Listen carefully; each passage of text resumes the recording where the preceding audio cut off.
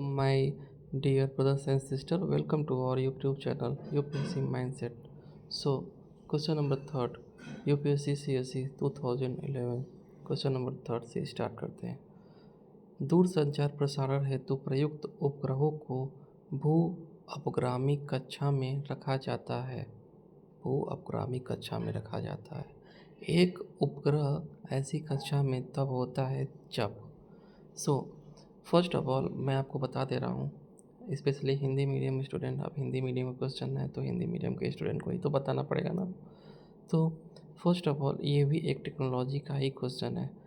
First of all जो इस channel पे नए हैं मैं बता दे रहा हूँ कि जब पिछले जो मैंने वीडियो तो अपलोड किए हैं, प्लीज़ उन पे जाके एक बार आप देख लें, फिर आपको मालूम हो जाएगा। जैसा कि मैंने क्वेश्चन नंबर 1 पे बताया था कि अगर कोई टेक्नोलॉजी वाले क्वेश्चन हैं तो उनके बारे में अगर अच्छी चीज़ें दी हुई है या फिर कोई डेवलपिंग प्रोसेस में चल रही है तो उसे आप गलत नहीं कर सकते हैं।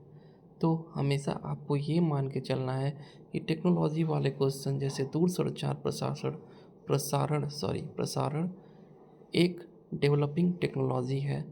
ये एक ब्रॉडर कंसेप्ट में लेकर चलना है। हमेशा ब्रॉडर कंसेप्ट वाले क्वेश्चन टेक्नोलॉजी वाले होते हैं। इसमें आपको ये मान के चलना है कि सही होने की पॉसिबिलिटी हाई होती है, बस उसमें गलत कीवर्ड ना ऐड किया हो। ओके, सो क्वेश्चन नंबर 1, कक्षा भू तुल्यकालिक होती है। हाँ भाई, होती है, टेक्नोलॉजी है। अगर आज नहीं होती है तो डेवलपिंग प्रोसेस है, कल तो होगा ही। तो हम ये मान के चलेंगे कि स्टेटमेंट नंबर 1 इज़ राइट।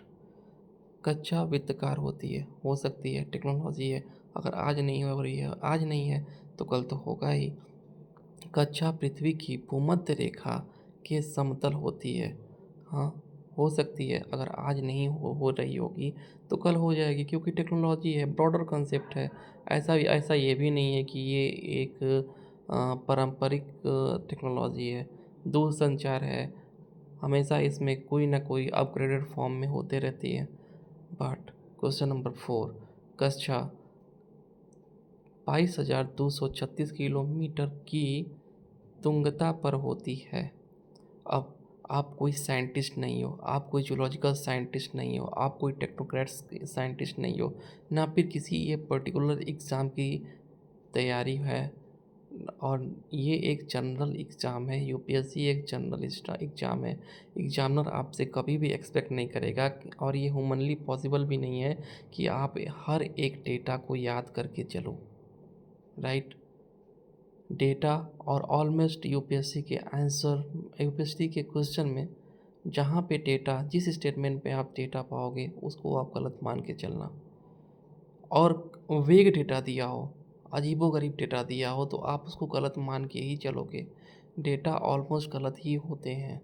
मैं बताऊंगा आगे चलते हुए क्वेश्चन में, बताऊंगा कि डेटा कहाँ पे सही हो सकते हैं, राइट। बट आप ये कोई इसरो का, डीआरडीओ का या फिर अलग पर्टिकुलर एग्ज़ाम का प्रिपरेशन नहीं है। आप उस एग्ज़ाम का प्रिपरेशन नहीं दे रहे हो कि आप एक एक डेटा को रट के जाओगे, राइट। एक जनरल इस एग्ज़ाम है और आप जनरल तरीके से ही पढ़ के जाने हैं। अजीबोगरीब आपको कुछ भी अपने आप पे प्रेशर नहीं देना है। ह्यूमनली पॉसिबल है ही नहीं कि आप डेटा को याद कर सको। तो स्टेटमेंट नंबर 1 को आप ज्यों ही काटोगे, स्टेटमेंट नंबर ये है, इसको कट करो, इसको कट करो, इसको कट करो। 4 जिसमें जिसमें रहेगा आपको कट करने हैं, मेरे कहने का मतलब ये है। तो बी, सी और D is eliminated and answer would be A. So आपको हमेशा याद रखने हैं कि टेक्नोलॉजी वाले क्वेश्चन ऐसे ही सॉल्व करते हैं, आपको ब्रॉडर कंसेप्ट मान के चलने हैं। ओके गाइज, सो अगर आपको इस चैनल से, इस क्वेश्चन से आपको लाभ मिला हो तो कृपया करके अपने अलग दोस्तों को भी इसको साझा करें, उनको भी हेल्पफुल होगा। Please guys, trust me guys, if you tuned on this channel you will drastically see in your preparation. Okay, thank you so much, please follow and subscribe.